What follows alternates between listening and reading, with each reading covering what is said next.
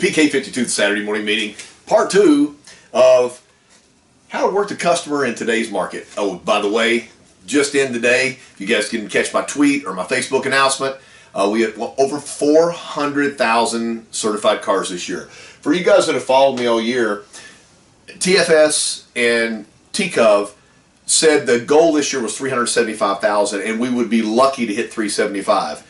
Due to you guys out there and what you've done with the certified program, you're well over 400,000 for the year. So we still got a lot of year left and everything. So fantastic job. Looking for bigger numbers next year. It's never good enough in the car business, is it? Hey, so this is a fireside chat without the fireside. And I want to take you back in time a little bit. The second part of this series is all about how to engage a customer in a conversation. Back in the day, some of you weren't alive, but I'm saying back in the day, they used to say, you know, there was a road to the sale, the steps to the sale, the meet and greet, you know, counsel and qualify, demo the car, walk around, series of trial closing questions, and then when you all ends fail, turn it over to your manager. And I know some stores are still running like that, but let's talk about it a second. The customers are more in the know than ever before. They used to make us do a 7-position walk around, and if you guys don't know, position number 1 was under the hood. Back in the 80s, opening the hood of a Toyota in front of the customer was a bad idea, because you'd open it up, prop it up with a prop rod, and they go, that's it? And it was, if it didn't have an air conditioner, there wasn't a whole lot, and there was plenty of places to work inside the engine compartment because the engine was so small. You know, telling somebody that this is a powerful 4-cylinder is kind of like saying this is warm ice. So if somebody's buying a 4-cylinder vehicle, they're not looking for the fastest vehicle that is production for this car company. So, I don't know, maybe position 1 should have been position number 1? So let's think through this. Nowadays, the customer comes in and they've already been to multiple websites. They've done their research. There's a reason why they've chosen Toyota as a product to look at. What do they know? What have they found out? What is compelling them to contact your dealership via internet, or maybe just coming in the store? A telephone call. So I went to a class many years ago called Socratic Selling. One of the best classes I've ever attended. Now, that's right, the trainer went to a training class and learned something, and boy did I ever learn something. I learned how to shut up with a customer. It's amazing how powerful silence is. When you're talking to a customer and you're taking up the oxygen in the room, they don't have time to give you their opinion. They can't tell you whether they understand what you're saying or they don't understand what you're saying, or whether it means anything to them or not. Showing somebody a part of the car that has no value doesn't add value to the presentation. So there's some very key elements to getting a customer to talk. Number 1 is to say an open-end statement. Something like, what's most important to you?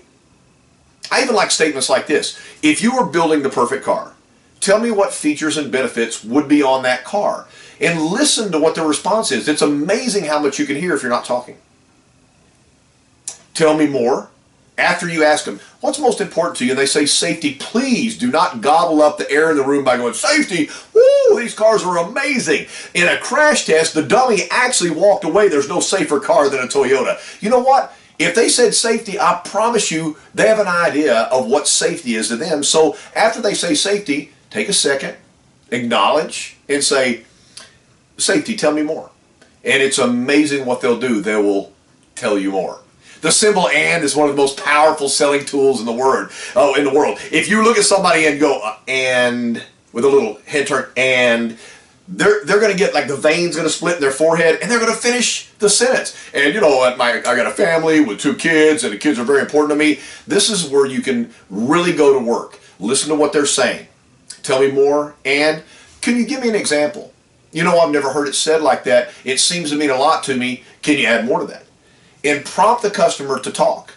As they're talking, shake their head and go, and I see this means a lot to you. Tell me more. And all of a sudden now you get this package of why they came. Why would you ever do a walk around based upon what you learned on a video or learned in a training class when you could do a walk around based upon the reason that made that particular customer come into your store? Then when you get a chance to start talking about the car, you use the greatest combination of words in the history of all sales, no matter what you're selling. You said. Earlier you said. I believe you said. When you were talking earlier, you said. I believe that you said. You and your family had said, you said your family was, you and your wife agreed, you said, you said. And the answer to you said is always, well, I did say all of that. And I know what you're thinking. I know you're looking at me and go, Casey, that's nothing more than manipulation. And your point? Again, the customer is buying the car. The customer has to sign the credit application. The customer has to finance the car, pay cash for the car, lease the car. It's their money. Why not let them have it their way? And we're not selling burgers here. We're selling cars. What's most important to you? You know what? That makes a lot of sense to me. Can you tell me exactly what you mean? Find out how intelligent the customer is. There is nothing better in life than somebody looking you right in the eye and saying, you know what? That's amazing. You've done all that research, and that's exactly right. When you tell somebody and you compliment somebody for what they've done, the effort they put in, then it becomes a whole different ball game. This is a Saturday morning meeting right before Christmas.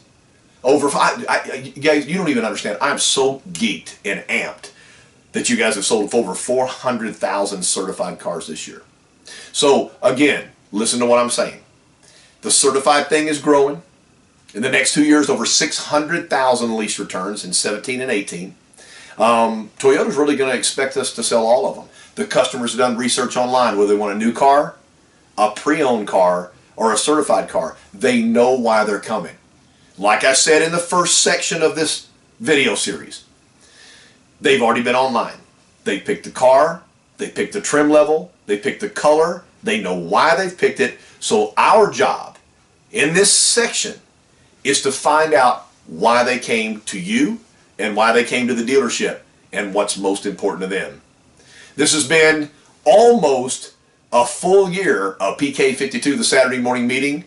Some of you guys have contacted me and you've requested some stuff for next year. Do me a favor, as we finish up next week with how to deliver a car with the expectations of referrals and for that customer and all their family members to buy cars from you forever. If you're interested in that, plug in next week as we do year-end close on PK52, the Saturday morning meeting.